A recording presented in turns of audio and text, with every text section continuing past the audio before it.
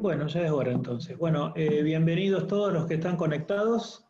Vamos a dar comienzo a esta nueva unidad del curso de actualización de la Sociedad de Cardiología Rosario. De paso les doy un aviso que el día 4 es cortito el intervalo. El jueves próximo vamos a tener una charla sobre el tratamiento moderno de la insuficiencia cardíaca con foco en dapaglifosina. Vamos a tener el honor y el gusto de compartir la charla del doctor Jorge Thierer el próximo jueves 4 de junio, de manera como esta. Hoy vamos a desarrollar con el auspicio y el aval de Laboratorios RAFO esta charla de manejo clínico farmacológico del paciente obeso. Yo le agregué qué podemos aportar los cardiólogos a esta problemática. La va a dar un amigo de la casa que es clínico, que trabaja en el Sanatorio Británico, en la unidad de obesidad, el doctor Marcelo Mariño, que de paso también sabe mucho de cardiología. Entonces, él va a hacer una exposición de aproximadamente 30-35 minutos y después abriremos a un panel que tenemos de 4 profesionales destacados de nuestra ciudad, tres cardiólogos y una doctora clínica, médica clínica, que luego vamos a presentar y vamos a ir habilitando las preguntas. Así que yo salgo de compartir pantalla y lo habilito al doctor Marcelo para que comience su exposición. Gracias, Marcelo, y bienvenido. Gracias, muchas gracias.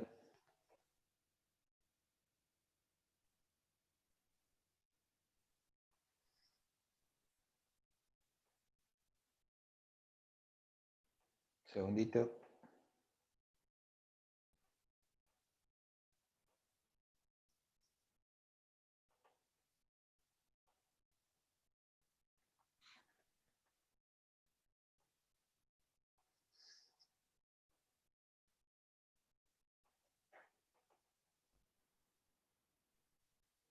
¿Estamos ahí? Agrandala, eso, ahí, dale a eso. Sí, ahí vamos. Ahí está, perfecto. Bueno, arrancamos. La idea es, pertenezco al Sanatorio Británico, charlar un poquito acerca de la problemática obesidad y el manejo farmacológico. Este es el equipo al que pertenezco y, bueno, de alguna manera son mi respaldo. Tenemos la unidad de obesidad y bariátrica en el Sanatorio Británico, piso 9, y la idea es transmitir, por un lado, la experiencia clínica y por un lado, o por el otro, lo que dicen los papers acerca de la obesidad y la farmacología. Ustedes sabrán que en términos farmacológicos no tenemos tantas herramientas, hay algunas pocas. Por lo tanto, el desafío de la utilidad de ellas y los targets, en qué momento el paciente está necesitando este tipo de ayuda, es clave.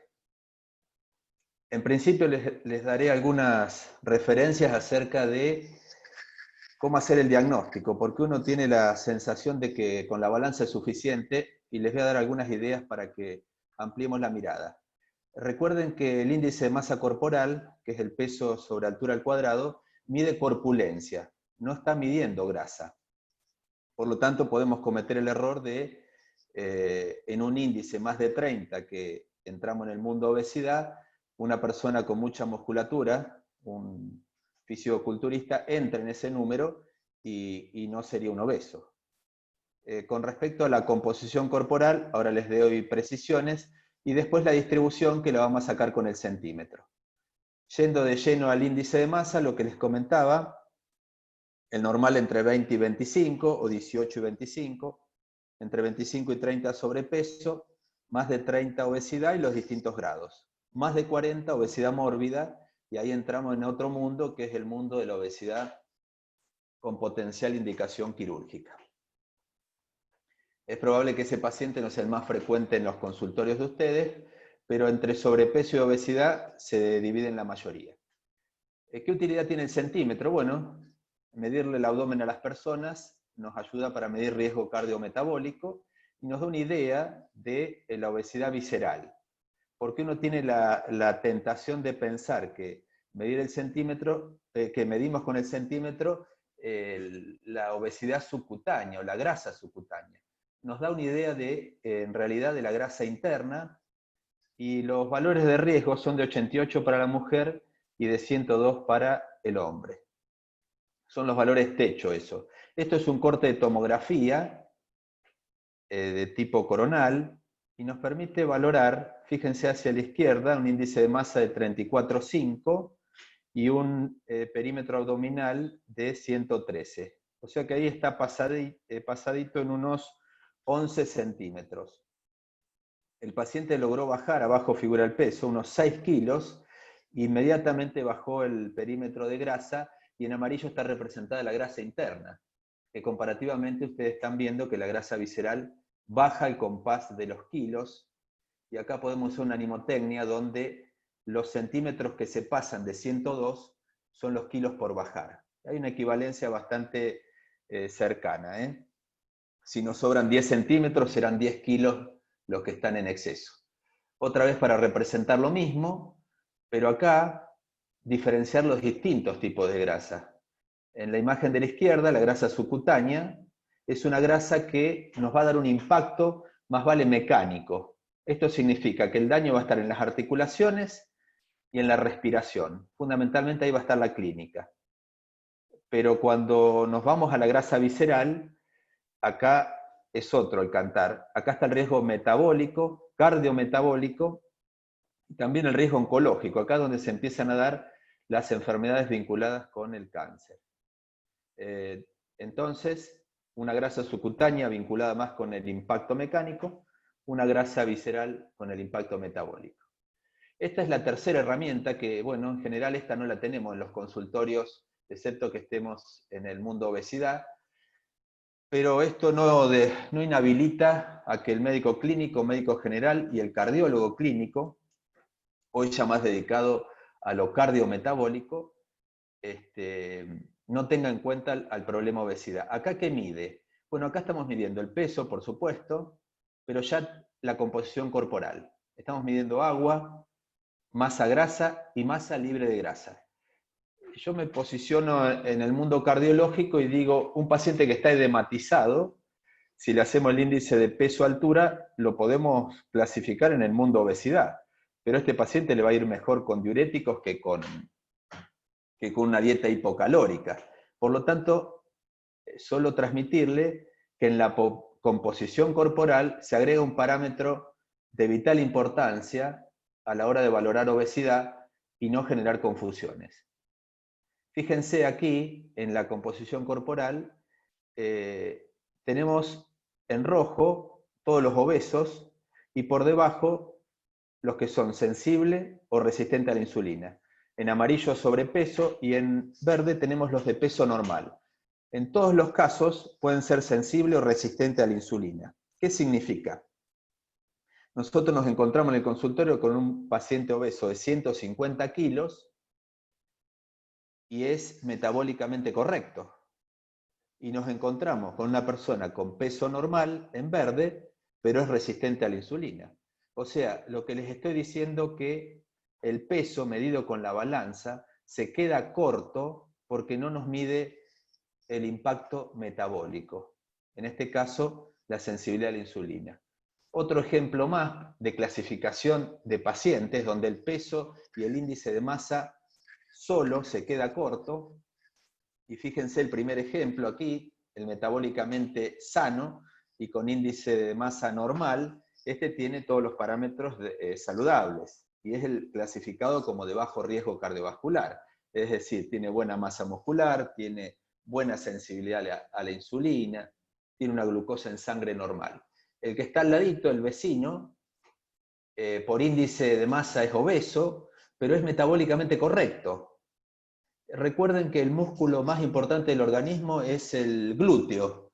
O sea, que si vemos un paciente que es panzón, pero tiene buen glúteo, es probable que desde el punto de vista metabólico sea eficiente. Y esto significa que la sensibilidad a la insulina sea normal y ya el riesgo cardiovascular sube un escalón por la condición de obesidad, pero es metabólicamente correcto. Este es un paciente con análisis normales. Lo medimos desde el punto de vista lipídico, desde el punto de vista de la glicemia y desde el punto de vista de la sensibilidad a la insulina y da normal, a pesar de estar obeso. Y del otro lado, los otros dos casos, fíjense que acá tenemos el caso de índice de masa normal, o sea que clínicamente es un paciente normopeso, pero está metabólicamente incorrecto. Primero es sarcopénico, tiene la cola chata y las piernas delgadas, es resistente a la insulina, probablemente pueda ser diabético, está en el contexto de inflamación crónica, y desde el punto de vista cardiometabólico y también del riesgo de enfermedad oncológica, es alto riesgo siendo normopeso. Y después el clásico obeso, que es inconfundible, donde tiene las dos cosas, es metabólicamente incorrecto y clasificado por IMC es obeso, y tiene la sarcopenia, que la comparte con el vecino, la resistencia a la insulina y la diabetes, el cuadro metabólico completo con los lípidos, probablemente sea hipertenso, y por supuesto es de alto riesgo cardiovascular. En resumidas, hasta acá, les diría, el índice de masa corporal solo se queda corto. Le tenemos que agregar el índice de riesgo cardiometabólico, eso es perímetro abdominal, se logra con el centímetro, y si damos un escalón más, y eso es para los que estamos haciendo obesidad más que el consultorio tradicional, la composición corporal. ¿Por qué se nos va a diferenciar grasa, músculo, hueso y agua corporal? Y ahí podremos darle una valoración completa y clasificarlo no solamente desde el punto de vista de la corpulencia, sino también desde el punto de vista metabólico.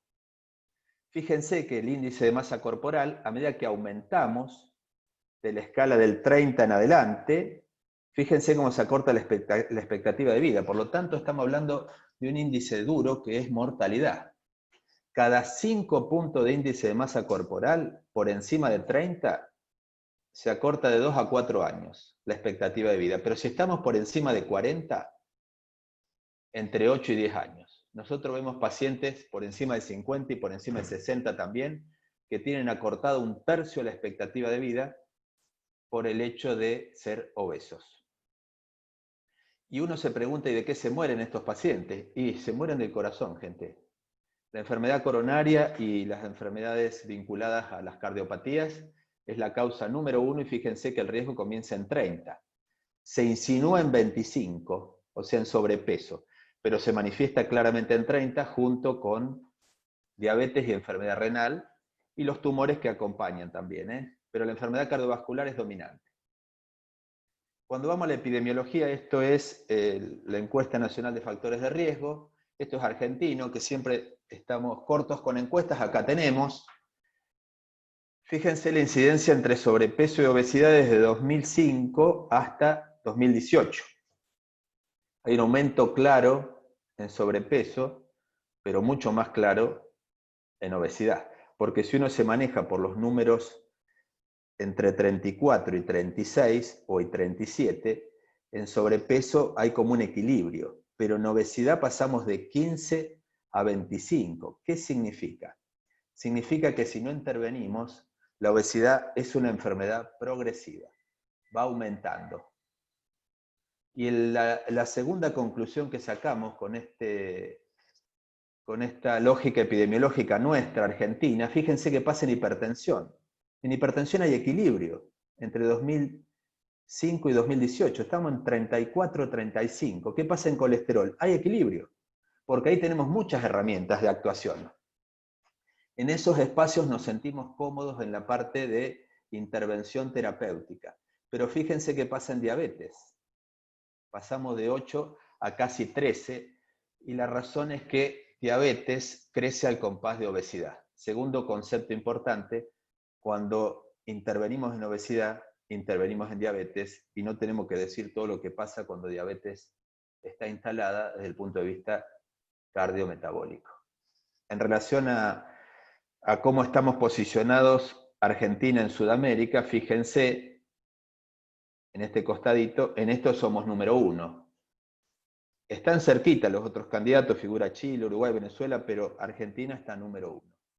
Cuando nos comparamos con el país del norte, con Estados Unidos, fíjense que está proyectado, este es el actual, están los varones en rojo, las mujeres en violeta, aproximadamente comparten entre 34 y 35% de obesidad declarada a día de hoy y una proyección al 44% al 2025. O sea que la mitad de la población prácticamente en Estados Unidos va a ser obesa, pero a nosotros que nos gusta compararnos, para el 2040 el 100% serán obesos en Estados Unidos, pero en Argentina el 85%. O sea que estamos a 10 años de diferencia con Estados Unidos, que es un poco nuestro espejo en casi todo, lo que deseamos, pero en el tema obesidad, que ellos tienen mucha población, nosotros no estamos tan alejados. Fíjense que bajar de peso no es todo bariátrico.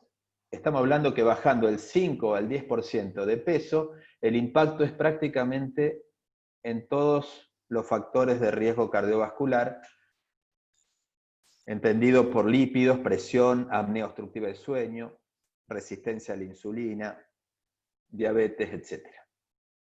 Pero si lo ponemos en números, fíjense que con 10 kilos de peso, y esto no está dicho antes de ayer, hace 20 años que está dicho, baja más la diastólica que la sistólica, baja claramente la glucemia, en lípidos triglicéridos es el impacto mayor, pero también lo hay en LDL y en HDL, y lo más importante, hay un gran impacto en mortalidad.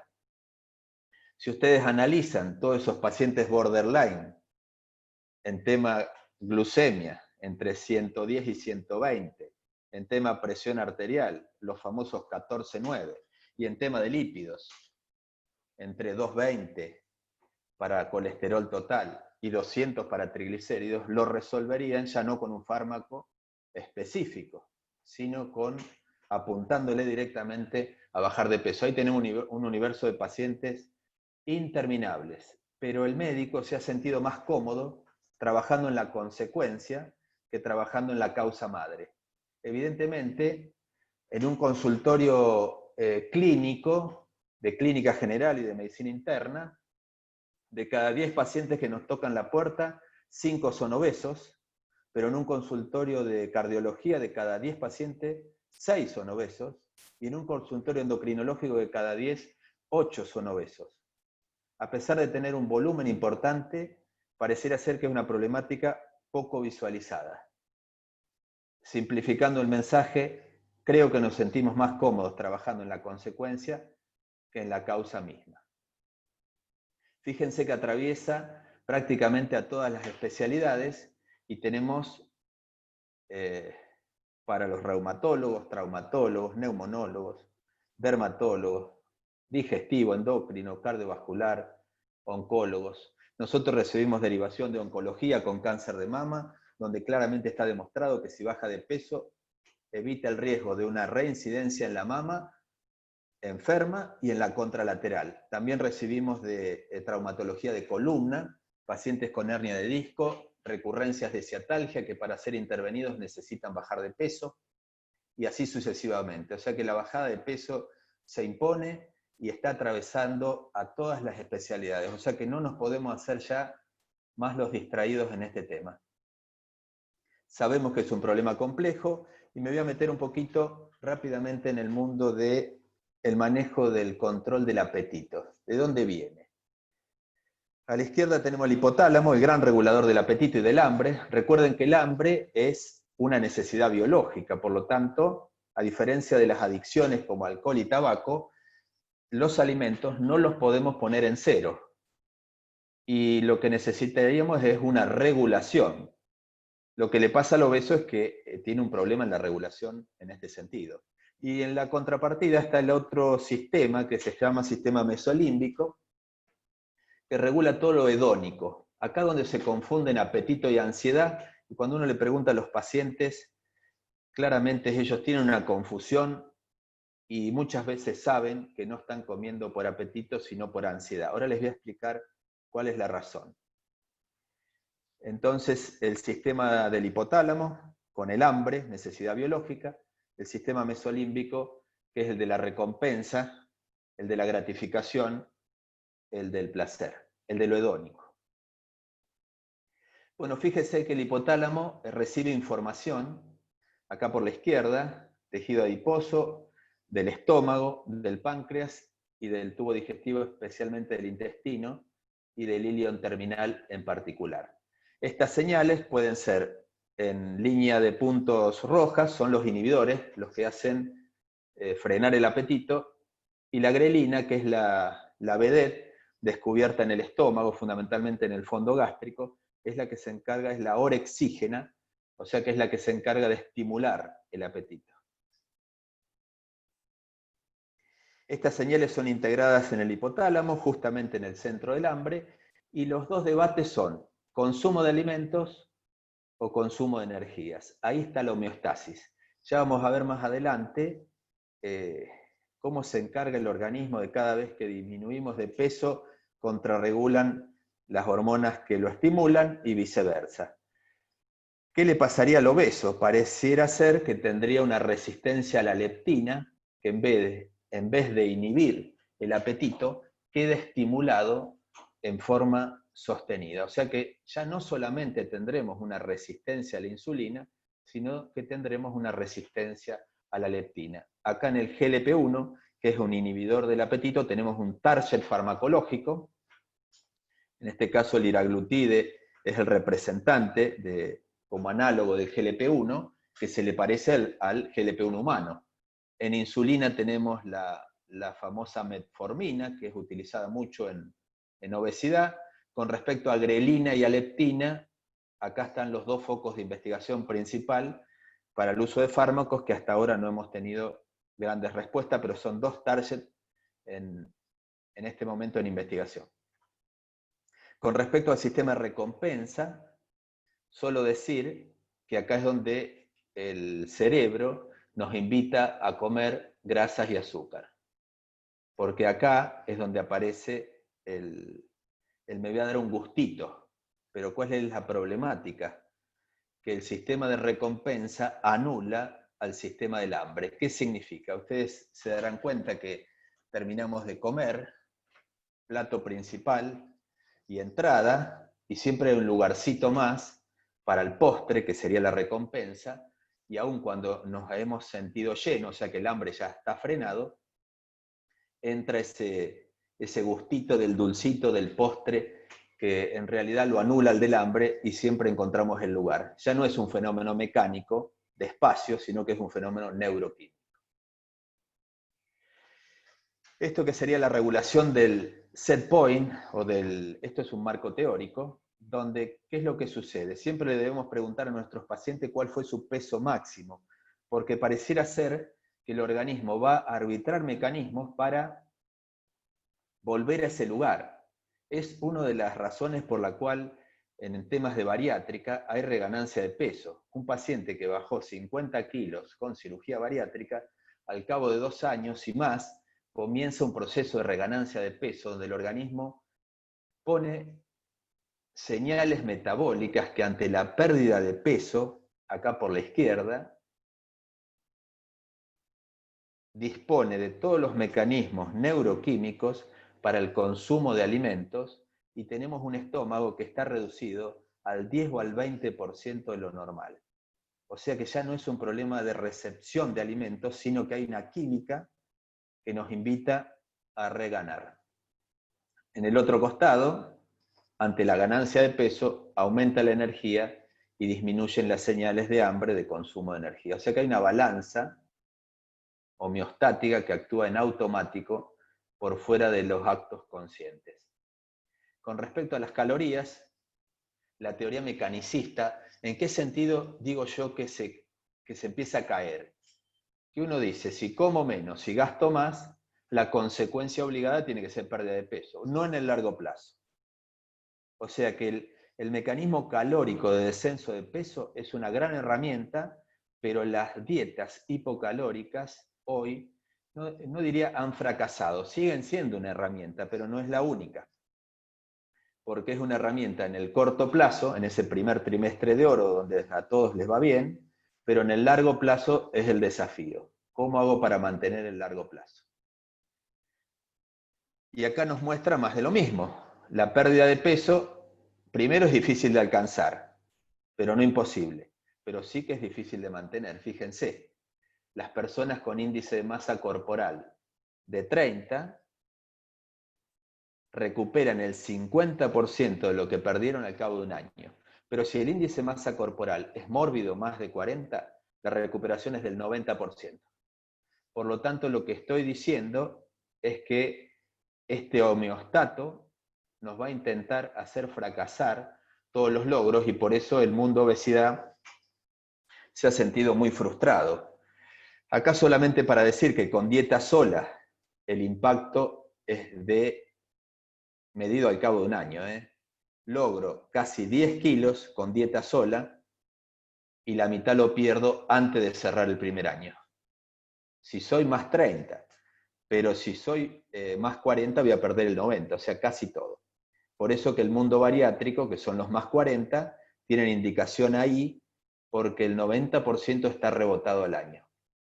Incluso el homeostato, para no quedarse corto, suma 4 o 5 kilitos de más. Pero si a la dieta le sumo los ejercicios, esto se potencia. Yo diría, entre dieta y ejercicio, ¿cuál es la ecuación simbiótica?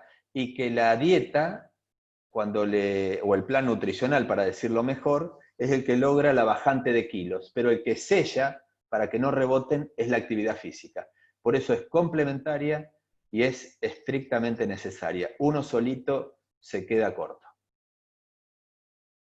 Fíjense a la hora del diagnóstico y del tratamiento en el tema obesidad, y ya me meto en el mundo de los fármacos directamente, que obesidad está subdiagnosticada y subtratada, a pesar de que la vemos todos los días en nuestros ojos. Les estuve diciendo la cantidad de personas con obesidad que desfilan por los consultorios médicos.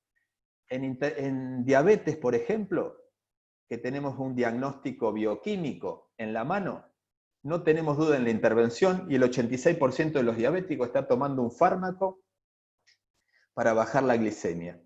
En obesidad, que lo tenemos a la vista y no tenemos un argumento bioquímico de diagnóstico, solo el 2% toma un medicamento vinculado a la obesidad. Esto pasa en Estados Unidos, donde están los referentes más importantes vinculados con sobrepeso, obesidad.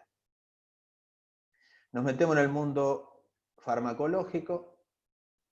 Voy a hacer hincapié en este producto, pero abro para las preguntas para toda la farmacología.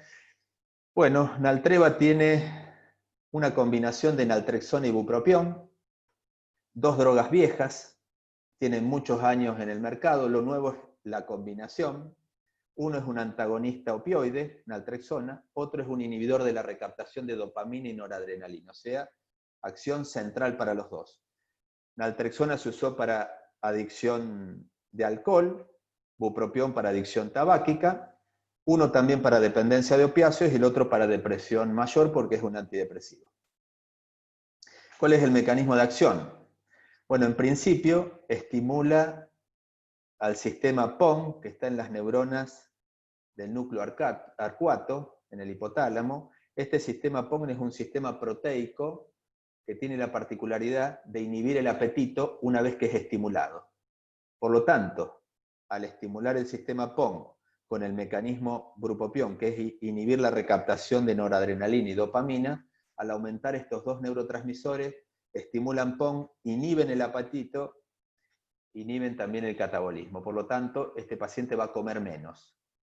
Y por el otro costado, naltrexona se va a encargar a través del sistema endocannabinoide, vehiculizado por las endorfinas endógenas, también estimulan al sistema PON, por lo tanto, el mecanismo o el denominador común va a ser la disminución del apetito. Dicho en palabras más fáciles, el mecanismo de acción es frenar el apetito, frenar la ansiedad y aumentar el catabolismo. Acá otra vez la representación, donde por el costado de bupropión claramente va a ser disminución del apetito y por el costado naltrexona va a ser saciedad. Entendiendo por saciedad la sensación de sentirse satisfecho, de sentirse lleno. Estos son los dos mecanismos por los cuales pierden peso gracias a este fármaco. Cuando evaluamos la comparación naltrexona y bupropión por separados, el porcentaje es menor del 5%. y para que, de descenso de peso. Y para que un fármaco sea indicado en obesidad tiene que superar el 5%. O sea que por separado no logra el objetivo. El corte está hecho a 24 semanas, después les voy a prolongar el estudio y van a ver que el impacto es mayor. Pero cortado a 24 semanas, el porcentaje de descenso de peso está en 7.1%. Ahí está la fortaleza de la combinación contra placebo, que es el 1.1. Las indicaciones de un fármaco incluyen un índice de masa corporal más 27 y por lo menos una de las 3 comorbilidades mayores, que son diabetes, hipertensión y dislipemia. O un índice de masa corporal más de 30 con o sin comorbilidades. Uno siempre se ha preguntado si obesidad es un síntoma, si obesidad es una enfermedad o si obesidad es un factor de riesgo. En el 2009, a partir de la ley de obesidad, la declararon como una enfermedad, pero en el colectivo social y en el colectivo médico todavía nos sigue dando vueltas en la cabeza si en realidad es una consecuencia, es una enfermedad en sí misma. Seguimos trabajando en la consecuencia y nos toca verla desde otra óptica para poder cambiar este paradigma que ya es un flagelo y nosotros en Argentina tenemos el 61% de la población en condición de un problema de peso y el 23% de la población en Argentina es obeso en los distintos grados y entre el 3 al 5% es un obeso mórbido. O sea que tenemos entre 2,5 millones y 3 millones de personas con índices de masa corporal más de 40, o sea, hiperobesos. Ya metiéndonos en el estudio propiamente dicho, donde comprueba que Naltreva es eficiente para ayudar a adherir a los pacientes a los planes nutricionales. El estudio está hecho en 56 semanas, incluyó una N de 4.536 pacientes, está dividido como en 3 grupos, el COR 1 y el COR 2 recibieron el fármaco, distribuidos mañana, tarde y noche, o 2 a la mañana y 1 a la tarde. Cambió la forma de indicación, después yo les voy a dejar el esquema. El otro grupo recibió tratamiento intensivo, desde el punto de vista nutricional y de ejercicios, y a dosis plenas, o sea, 4 tomas por día. Y el tercer grupo es el grupo de los diabéticos, obesos y diabéticos. Y ahora les muestro rápidamente los resultados. En el primer grupo, 8 kilos no, el 8% de descenso de peso. Para el grupo intensivo logró el 11,5% de descenso de peso, en comparación con placebo. Y en el grupo de diabetes, ahí lo tengo tapadito, pero es aproximadamente entre el 5 y el 6%. Siempre diabetes es más dificultoso a la hora de resolver kilos. El obeso sin diabetes logra más objetivos. Por lo tanto, podríamos decir que el objetivo máximo es de 11% de descenso de peso, casi lo estaríamos traduciendo a kilos, en la semana 56, o sea, en el plazo completo, que es un poco más que un año. En gris figura placebo. Quiero detenerme 2 palabritas acá, porque parece que placebo no sirve. Yo creo que placebo es el médico, gente. Por lo tanto, desde el punto de vista farmacológico y estrictamente farmacológico, este es el logro que muestra el producto. Pero si le agregamos la intención de ayudarlo al paciente, el plan nutricional y de actividad física, la empatía que es parte del vínculo entre ambos, esto es potencialmente para agrandar los números. O sea que no lo dejen afuera placebo porque es tremendamente importante. Acá solamente un corte entre los que bajaron más del 5% y los que bajaron más del 10%. Lograr más del 10% es el target final, que era el 11.3 que les mencioné antes. En relación a los efectos que tenemos que tener en cuenta, no se olviden que bupropión es un antidepresivo. Por lo tanto, tenemos que tener en la agenda, vinculado con lo psiquiátrico, los efectos secundarios. Acá los 3 efectos secundarios más protagonistas son insomnio, que en general se adapta en la primera semana, lo mismo que ansiedad. Depresión generalmente no es un problema porque generalmente es tratamiento. Y el tercero, inquietud o intranquilidad. Generalmente se agotan en la primera semana. Con respecto a riesgo de suicidio, ustedes se darán cuenta que el uso de un antidepresivo debe tener en cuenta esta condición y le tenemos que hacer un seguimiento por la sola condición de incluir un antidepresivo en el tratamiento. Con respecto a lo cardiovascular, acá me explayo un poquito más porque es de interés de ustedes. A mitad de estudio, los eventos cardiovasculares fueron mayores para placebo que para el grupo bupropión-naltrexona. Y en el final, el binomio mostró tener un cociente de riesgo inferior al de placebo. Acá donde están las curvas a mitad de tratamiento, casi acercándose, donde yo les decía que placebo incluso era más que naltrexona, y acá es donde se juntan y prácticamente terminan igual. Esto con respecto a seguridad. Con respecto a dos puntos claves, como todo estimulador de noradrenalina, siempre estamos atentos a qué pasa con la presión y qué pasa con frecuencia cardíaca. Fíjense que entre placebo y fármacos solamente los diferenció 1 milímetro de mercurio, que es casi insignificante, en la semana 4, en la semana 8, se equipararon en la semana 12, y hubo una ventaja a favor de bupropión-naltrexona en la semana 24 en adelante, disminuyendo 1 milímetro de mercurio. Y lo mismo en frecuencia cardíaca, semana 4 y 8 aumentaron 2 latidos de diferencia, o sea que prácticamente insignificante, y luego se equipara a partir de la semana 24.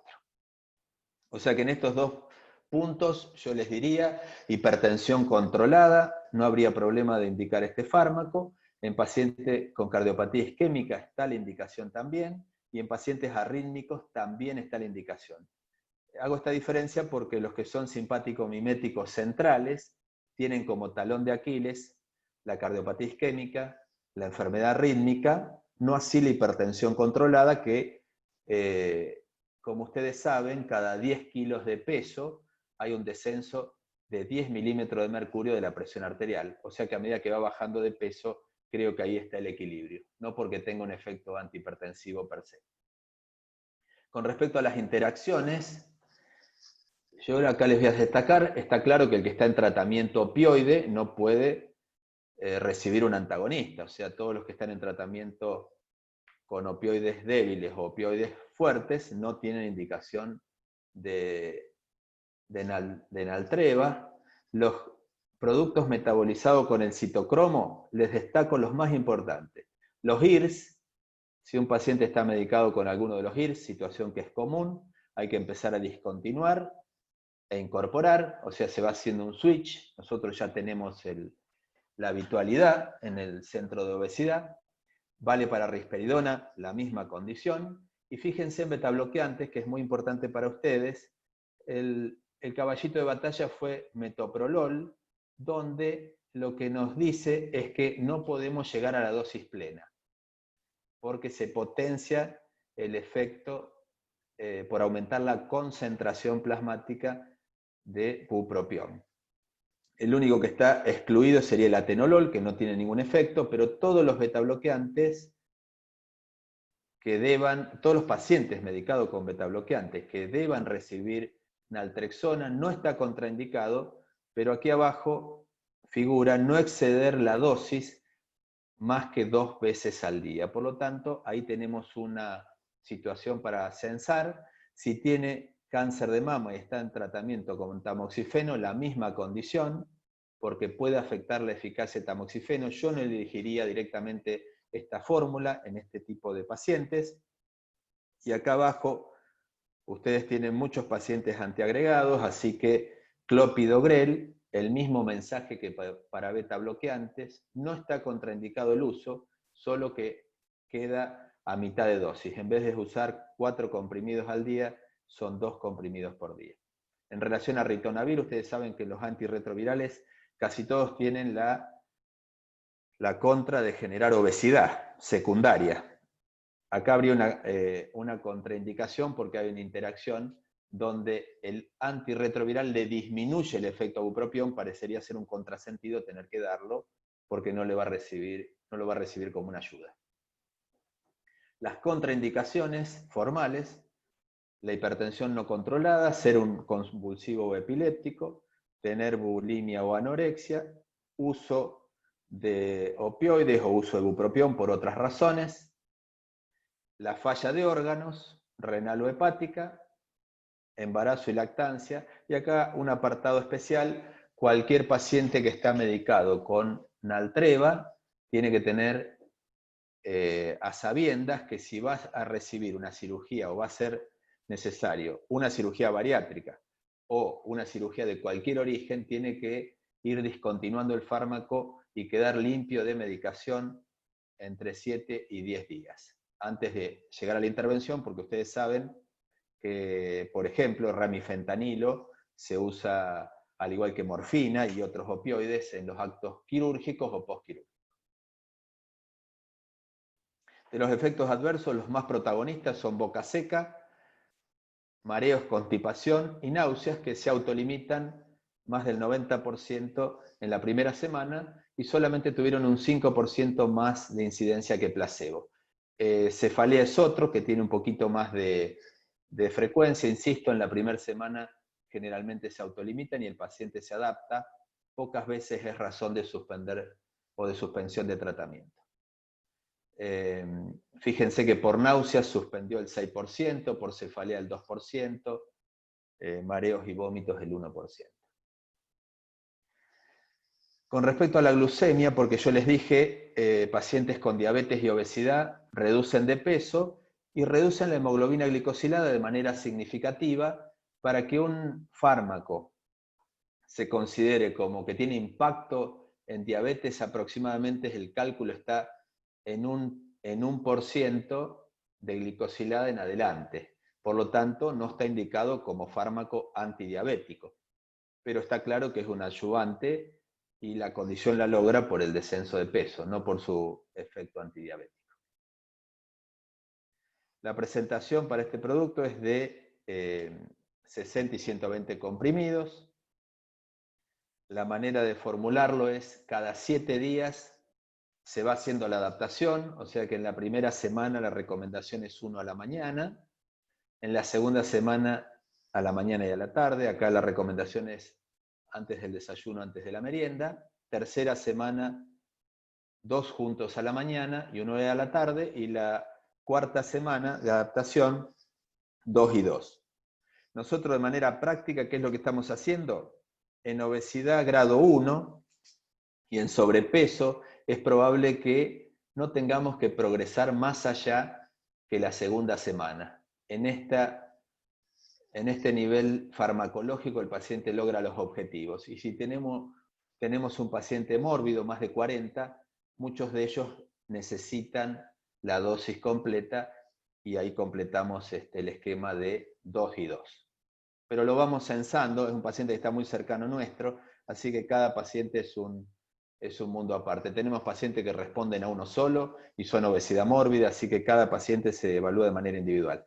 No es conveniente partir el fármaco.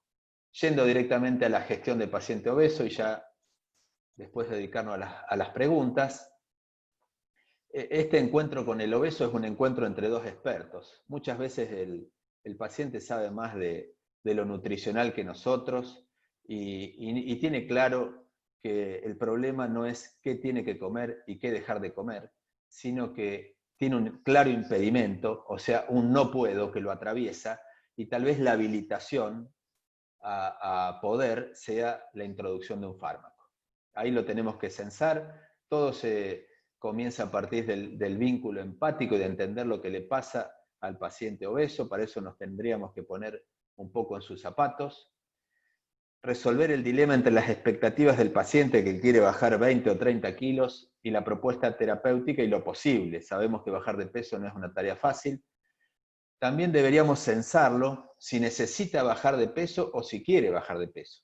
Porque si lo manda el traumatólogo porque necesita bajar de peso 10 o 15 kilos para operarse y lo encontramos en un mal momento, es un paciente de baja motivación, no va a ser nada fácil introducirlo al plan clínico nutricional. Sabemos que es una enfermedad crónica, estigmatizada, y tal vez lo social es lo más influyente en este tipo de pacientes. Debemos cambiar el modelo entre prohibidos y permitidos. Deberíamos habilitarlo para todo y tal vez, digamos, tendríamos que mediar entre las cantidades, la calidad y la frecuencia. Esos son los 3 puntos clave en todo modelo o plan alimentario. Cantidad, con una reducción, uno diría, el 50% para dejar tips fáciles. La calidad es la elección de los alimentos, y ahí le daremos un mapa vinculado con los alimentos saludables. Y la frecuencia le daremos un orden donde las 4 comidas deberían estar respetadas, y a veces les introducimos colaciones a media mañana y a media tarde para que no llegue con mucho impulso a la comida principal. No proponer metas terapéuticas basadas en kilos. A la hora de medir el éxito, preguntar más cambios que cuántos kilos bajó. Es decir, cuántos cambios en el comportamiento y en la conducta alimentaria logró, porque eso va a redundar en los beneficios que después nos marque la balanza. Trabajar en los criterios de impedimento, a dónde no puede, qué cosas no puede realizar. Es un error creer que es un problema individual en vez de un problema colectivo. Acá debemos involucrar a la familia y a su entorno. No se olviden que este paciente se encuentra en esa mesa alimentaria con sus comensales entre 2, 3 y 4 veces por día. Es necesario involucrar a la familia. No es un problema de voluntad, ya que socialmente es un paciente estigmatizado y la gente cree, y el mundo médico muchas veces también, que son pacientes de baja voluntad. Yo les aseguro que son los más voluntariosos de todos, pero tienen un problema biológico, de manera que los vamos a tener que ayudar no solamente con el mensaje, sino desde el punto de vista biológico también. Hay que trabajar en la motivación, hay que prescribirle ejercicios, pero por escrito, casi como una receta. Los fármacos son una herramienta para la adherencia. El fármaco en sí mismo no es el que hace bajar de peso, es el que nos invita a la adherencia. Vieron que en adherencia, acá tenemos un problema. Ustedes los cardiólogos son, en este sentido, los que más saben de esto. Un antihipertensivo al cabo de un año lo sostiene entre el 25 y el 30% de las personas.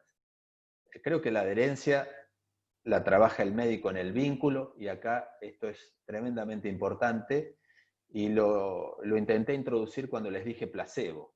El efecto placebo es el médico, y esto es una sumatoria y una potenciación que se trabaja ahí en el vínculo. Creo que deberíamos correr la balanza del eje de la discusión y trabajar más en lo comportamental y en lo conductual. El peso como objetivo terapéutico creo que es un error conceptual.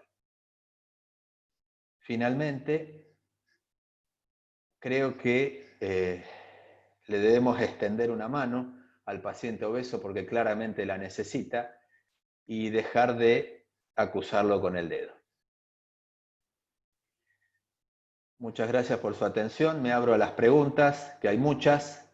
Le hice hincapié a Naltreva, pero me abro al mundo de los fármacos, que en este sentido tenemos muchos pacientes y bastante experiencia acumulada.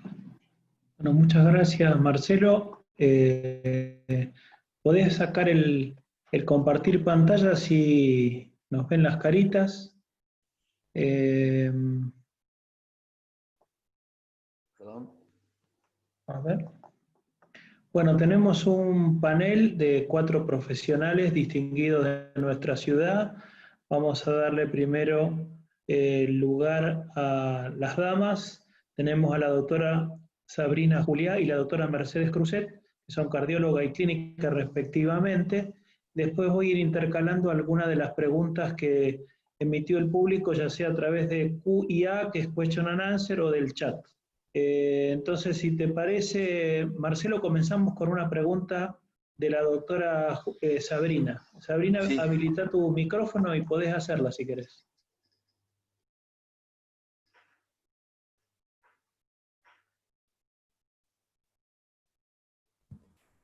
¿Se Ahí escucha está. ahí? Ahí está, perfecto. Bueno, primero y principal, excelente Marcelo, muy linda la charla, excelente y la verdad que bastante bien explicado y muchas dudas no me han quedado. Sí quería preguntarte qué pasa, por ejemplo, con los pacientes con insuficiencia renal, más allá de que no tengan insuficiencia renal terminal, si la dosis es la misma o se ajusta la función renal. ¿Qué pasa con los pacientes con falla hepática? Bueno, la primera pregunta es esa. ¿La dosis es siempre la misma o se va a ajustar según el objetivo de cada paciente? Y tercera pregunta, ¿qué pasa si yo a un paciente le doy, hago el tratamiento, por X motivos no cumple el objetivo o hace un efecto rebote? Si se puede repetir más adelante, cuánto tiempo hay que esperar. Bien, son un montón de preguntas. No, bueno. Pero Tenía preguntas. le voy a dar de corrido porque son todas conducentes con un mismo relato. Primero, cuando arrancamos, les digo que hacemos todos los días en consultorio, y les cuento, en el grupo de obesidad de Británico, recibimos pacientes desde grado 1 a grado máximo, o sea que vemos sobrepeso, obesidad, y vemos también la obesidad mórbida. Nosotros les censamos si va a necesitar la ayuda farmacológica o el paciente está lo suficientemente motivado para arrancar plan de actividad física y plan nutricional. Ahí lo podemos censar entre 3 y 6 meses, sin necesidad farmacológica, pero generalmente es un paciente que ya viene con una idea preformada, por lo tanto, a veces necesita de primera mano la ayuda, porque no se termina de conectar. Cuando nosotros lo tenemos censado cada 30 días y a veces cada 15 días. Es un paciente muy cercano. Es muy frustrante para él que lo pesemos en 108 y venga a los 30 días con 108 y medio o con 109. Por lo tanto, ese ya nos está invitando a que le ayudemos porque evidentemente hay un impedimento en no poder conectarse. Más aún, le damos las agendas las agendas alimentarias para que nos muestre el modelo con que se ordenó, el modelo conductual, ¿no? Con que se ordenó en ese mes, y él siente que está haciendo bien las cosas, pero hay algo que no funciona. Ustedes sepan que obesidad, a la hora de contarnos lo que les pasa, no es que sean pacientes mentirosos, tienen una dimensión alterada de lo que comen. Entonces, sus porciones son más grandes que lo habitual, tienen una lógica de picoteo sin registro, por lo tanto están comiendo y no están registrando. Son poco proclives a mostrarse comiendo con el resto de sus comensales, porque están en una suerte de debate ahí permanente, de que se están cuidando, son dietarios crónicos. Entonces nosotros le ofrecemos la ayuda y ahí avanzamos con un comprimido de mañana. Ahí, como estamos en vínculo, esa primera semana es para ver que no haya efectos secundarios, más que haya un gran efecto terapéutico. Y ahí le censamos boca seca, náuseas, inquietud, insomnio. Como generalmente da boca seca, lo invitamos a que tome líquido y ahí ya tenemos un favorecedor. Si le da insomnio y insomnio se transforma en un problema, lo invitamos a tomar melatonina, por ejemplo, pero sabemos que se va a adaptar. Tiene que ser, lo vamos a censar en sueño también, porque si es un insomnio conocido, tal vez no sea un buen candidato. O sea que lo vamos a censar antes de arrancar. Claramente tiene que tener un problema de ansiedad, tiene que tener un problema de apetito y tiene que tener una adicción a dulces o a hidratos. Si está un poco deprimido y nos cuenta que con alcohol está en problemas o tiene alguna adicción asociada, ese es un candidato de oro, porque ahí ya tenemos depresión, ansiedad, la intención de comer dulces como recompensa, y tiene un apetito aumentado, ese es el candidato que casi no falla nunca. Perdón, Marcelo, si toma alcohol, ¿la naltrexona le da algún efecto indeseable? No le da ningún efecto indeseable, incluso si toma alcohol, lo vamos a invitar. Acuérdense el poder calórico de alcohol. Hoy una cerveza de litro tiene 800 calorías y nosotros le estamos dando un plan alimentario de 1500. Les digo por la cuarentena que estamos aumentando el peso y hay algunas latitas en el freezer. Tiene alto valor calórico el alcohol. Entonces ahí ya lo podemos invitar dentro de la reducción de calorías, que va a tener una ayuda por el lado de alcohol, que tabaco todavía no lo vamos a tocar, porque es muchos cambios al mismo tiempo, pero que tiene una ayuda para bajar tabaco al 50%, y que va a tener una franca ayuda en esos impulsos de comer dulce y de generar deshorarios, lo de los picoteos. Por lo tanto, lo va a invitar al orden.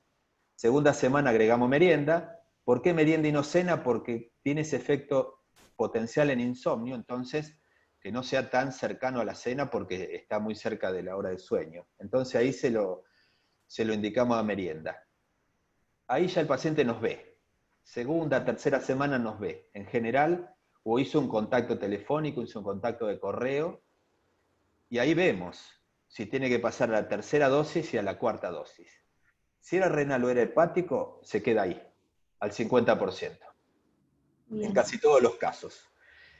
Lo podemos medir en clearance, pero ustedes piensen que si es renal y si es hepático, ¿y por qué decimos hepático? Porque si es un alcoholista, es un paciente a tener en cuenta, a ver su funcionalidad hepática. Los nuestros son todos esteatóxicos, así que esa no es una limitante. Son todos esteatóxicos, alguno con esteatosis pura, otro con esteatohepatitis, y eso no es una contraindicación de ninguna manera.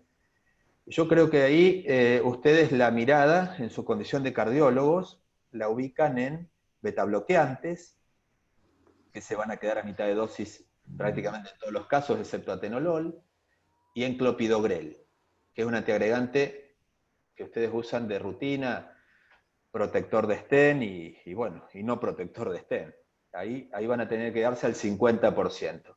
Cardiopatía isquémica están habilitados. Enfermedad rítmica estarían habilitados. Vieron que hay poco impacto en frecuencia cardíaca. Hipertensión controlada estarían habilitados. O sea que hay insuficiencia cardíaca, tal vez sea una limitante. Bueno, síndrome cardiorrenal, ahí tenemos una limitante doble. No se me ocurre pensar en otra contraindicación cardiológica. Es un producto con seguridad cardiovascular bastante amplia. Bueno, doctora Mercedes, gracias. Sabrina, doctora Mercedes, ¿quiere hacer la pregunta? La doctora es médica clínica que trabaja en la unidad de obesidad del Sanatorio Británico. Bueno, buenas noches, Marcelo, excelente exposición como siempre. Y te quiero hacer una pregunta puntual que es lo que más me interesa a mí. ¿Cuál sería el uso en pacientes post-cirugía bariátrica? Bueno, para nosotros se ha transformado en una métier el paciente bariátrico. Ustedes dirán, el paciente obeso viene con un montón de ideales, sobre todo los que son más 40 o más 35 con comorbilidades principales de IMC, empiezan a entrar en la indicación de cirugía bariátrica. Esta charla no es para que nos deriven pacientes a nosotros. La invitación es para que ustedes se animen a tratar pacientes con obesidad. Si hay un paciente de alta complejidad, encantado de recibirlos y van a ser bien atendidos, pero el desafío es, como son tantos los pacientes obesos, es la invitación a que ustedes también se animen, tanto clínicos como cardiólogos. Yendo al mundo bariátrico, cuando hicimos la introducción a Naltreva, vino un yanqui que nos contó la experiencia de Estados Unidos. Él es el coordinador de 14 centros de bariátrica. ¿Y qué nos contó? El problema de reganancia de peso en el post-bariátrico generalmente comienza en el segundo año. La experiencia nuestra es así. Nosotros le hacemos una previa muy importante, no menor a 6 meses, y en algunos casos sobrepasa el año, incluso los 2 años, para poder clasificarlo si es un verdadero candidato. Y ser verdadero candidato no se clasifica con la balanza, se clasifica con el entorno familiar, con realmente si tiene una decisión firme tomada, si es candidato desde el punto de vista médico, nutricional, psicológico, cómo está su mapa abdominal desde el punto de vista si tiene cirugías previas, ahí entra el cirujano en escena, si no tiene adicciones importantes, sobre todo a drogas y alcohol, porque si no queda desclasificado. Si no tiene un trastorno alimentario de fondo. Tenemos obesos que son exanoréxicos, bulímicos. Y flaco favor le vamos a hacer si le ofrecemos una bariátrica. Y voy al punto. A los 2 años comienza la reganancia de peso, que se está calculada entre el 10 y el 20% entre 2 y 5 años. Y más allá puede llegar a valores muy importantes, incluso del 60%. Por lo tanto, en Estados Unidos, Naltreva lo ponen al mes 9, cuando el paciente todavía ni amagó a reganar de peso. Yo me preguntaba para qué le hicimos la cirugía si le vamos a dar Naltreva al mes 9.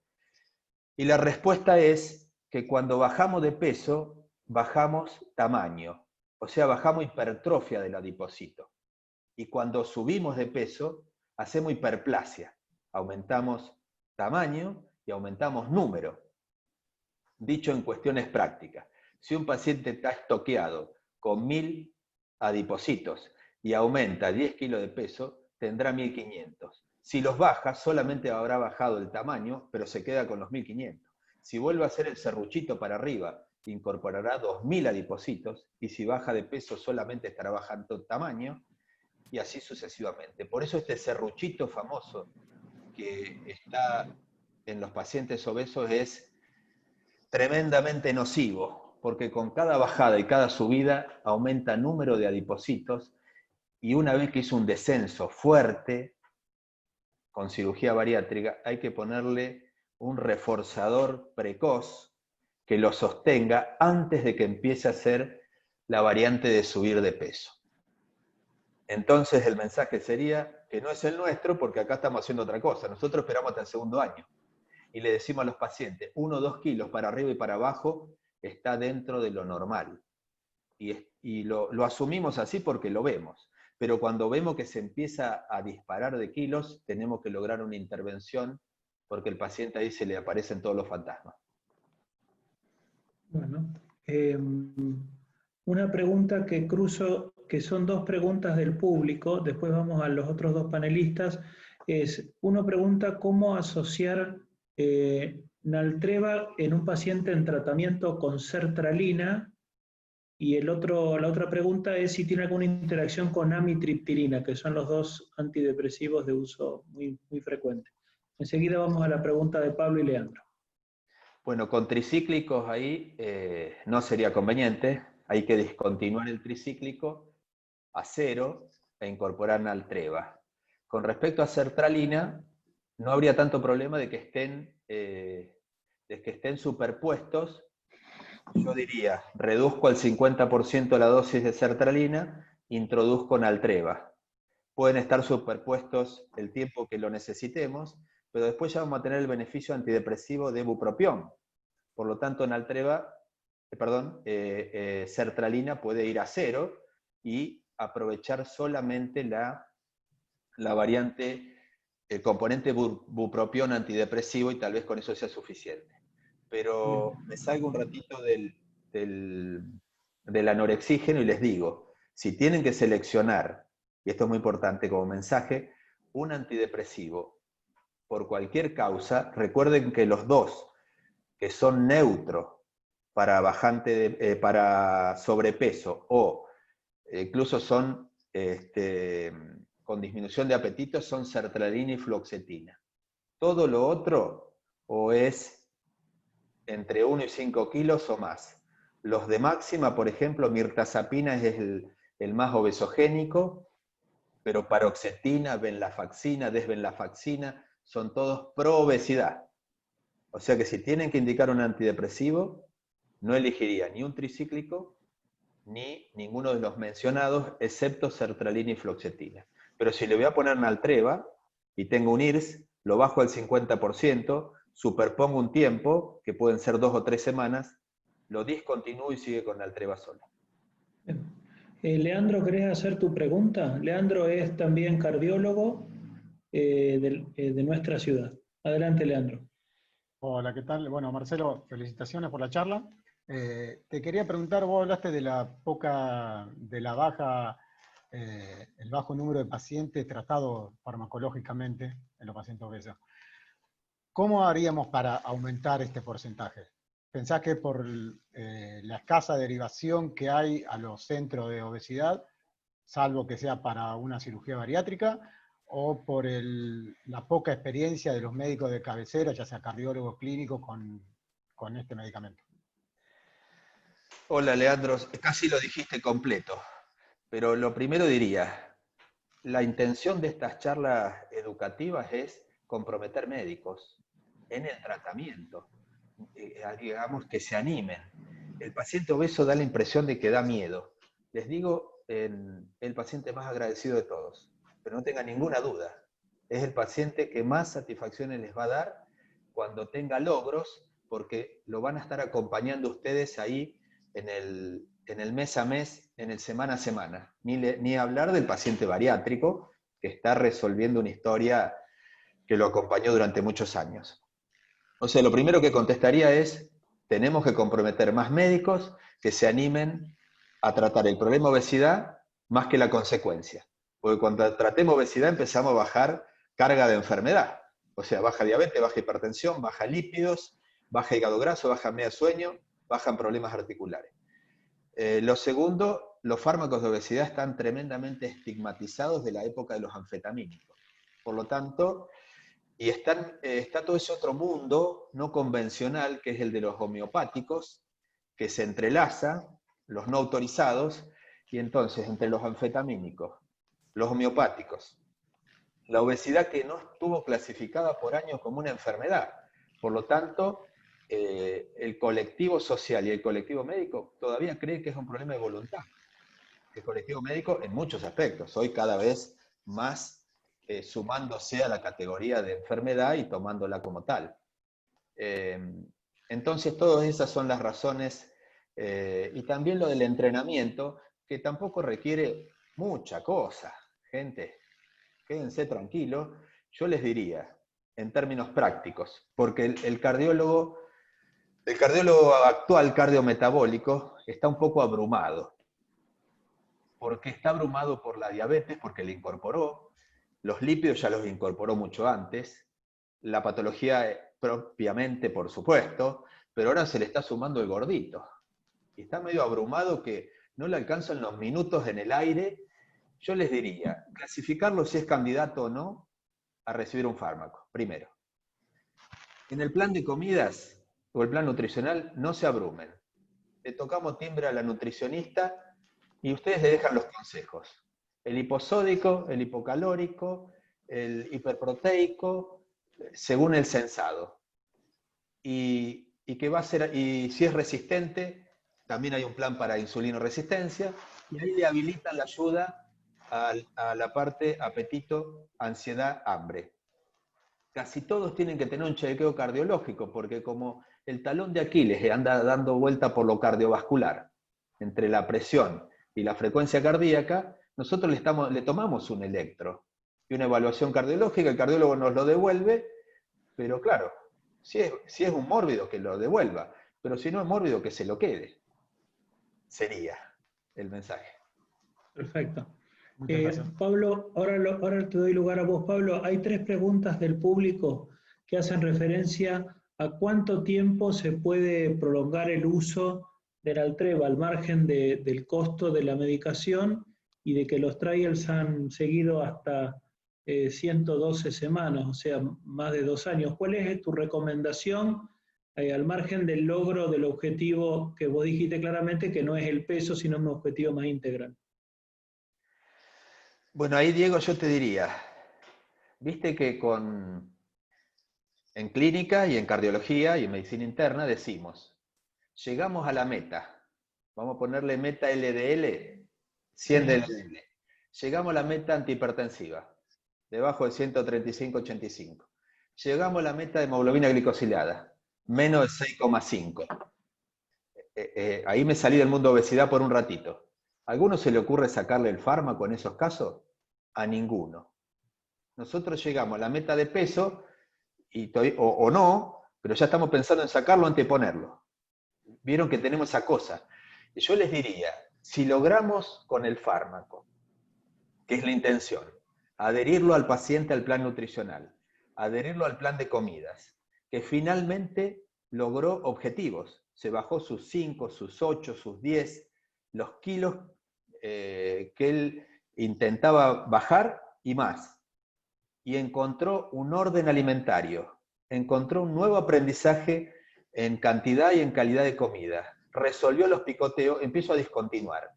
El tiempo lo pactamos entre ambos, pero necesitamos que él haya logrado un cambio de conducta. Y ahí lo empiezo a discontinuar. Esto se puede plantear a los 3 meses, a los 6 meses, al año, a los 2 años. Sabrina preguntó y yo no le contesté. Podemos hacer una pausa y podemos retomar en el futuro también. O sea que el tiempo se coordina en el paciente individual. Dejo el mensaje de que estamos pensando en sacar antes de poner, y en las otras problemáticas no lo hacemos. Logramos el objetivo y el paciente dice, bueno, ahora suspendo el de colesterol. No, justo ahora no. Ahora es cuando lograste el objetivo. Bueno, muchas gracias. Ahora vamos a la última pregunta del doctor Pablo Ballarino, cardiólogo de Rosario, con lo cual ya después finalizamos. Quedan algunas preguntas, después cualquier cosa te las mando de modo privado. Pablo, Sí. tu pregunta. Tendrías que sacar... Ahí está Pablo, adelante. ¿Se ve? Perfecto. Bueno, primero felicitarlo, Marcelo, por la charla, está espectacular, muy muy buena. Lo que yo te quería preguntar, Marcelo, basado en tu experiencia, vos que tenés mucho más pacientes y muchas más indicaciones en Altreva, es la autorización con las obras sociales. Tenés acá en Rosario, más teniendo en cuenta el precio y a veces la duración del tratamiento, ¿no? Bueno, sí, absolutamente. Digamos, los productos de obesidad tienen un costo que no es menor, que hay que tener en cuenta, tanto que la pregunta obligada, una vez que decidimos que necesita la ayuda, es la condición económica y si puede sostenerla. Hoy les diría, hay un montón de herramientas, como casi todos los fármacos, herramientas de ayuda de tratamientos estos compartidos, donde hay una caja, se compra, una caja se habilita. Eso facilita mucho el tratamiento a mediano y a largo plazo. Y bueno, este es un elemento a censar. Con respecto a las obras sociales, algunas ya la están cubriendo, y otros productos vinculados a obesidad, y hay farmacias ya ubicadas en distintos puntos de la ciudad que también están habilitadas para recibir los descuentos. Así que yo diría que no es una limitante primera. Yo les cuento, hace ya muchos años que estamos en este tema de obesidad, y yo en la primera etapa, antes que los fármacos aparezcan en escena, decía, ¿cómo vamos a hacer con el tema del costo? El paciente que tiene el problema de obesidad no tiene un problema de costos, tiene un problema de que quiere resolver la historia que lo pone en un lugar incómodo de tantos años. No digo que sea habilitante para toda la población, eso no estoy diciendo, pero les digo sinceramente, no encuentro un problema de costos porque siente que su problema tiene prioridad, y cuando lo hizo público, y hacerlo público es cuando decidió consultar por obesidad, está necesitando una ayuda superior a lo que ya le han brindado, que era plan de comidas y plan de actividad física. Está con el impedimento a flor de piel. Bueno, muchísimas gracias. Marcelo, yo también me sumo a las felicitaciones de los panelistas. Creo que has abarcado de modo amplio, como decía el título, enfoque clínico y farmacológico. Bueno, este modo de conferencias por Zoom creo que llegó para quedarse. No sé si lo vamos a abandonar antes del 2021. La semana que viene, ya les comenté, el doctor Jorge Thierer va a hablarnos de dapaglifosina en insuficiencia cardíaca en el paciente diabético y no diabético, que eso es lo más interesante. Bueno, los esperamos, agradezco la concurrencia, hemos superado otra vez las expectativas con 113 personas en simultáneo durante la charla. Realmente uno se sorprende porque hasta tal vez esto es bueno, ahí como dice Flor, espero que no se abandone Zoom para los que somos del interior, que eso es cierto. está llegando más gente, entonces algo bueno tenía que traer la pandemia, quizás esto, integrarnos más de modo digital. De paso hubo algunas bromas en comisión directiva de que de esta manera no engordamos tanto con los lunch, que no siempre son saludables, ¿no? Lástima que, bueno, nos perdemos el vinito. Bueno, Marcelo, muchísimas gracias. No esperaba menos de vos, que ya tenía referencias y realmente has cumplido con creces lo que te habíamos pedido. Muchas gracias y de esta manera cerramos la sesión. Buenas noches. Gracias a ustedes.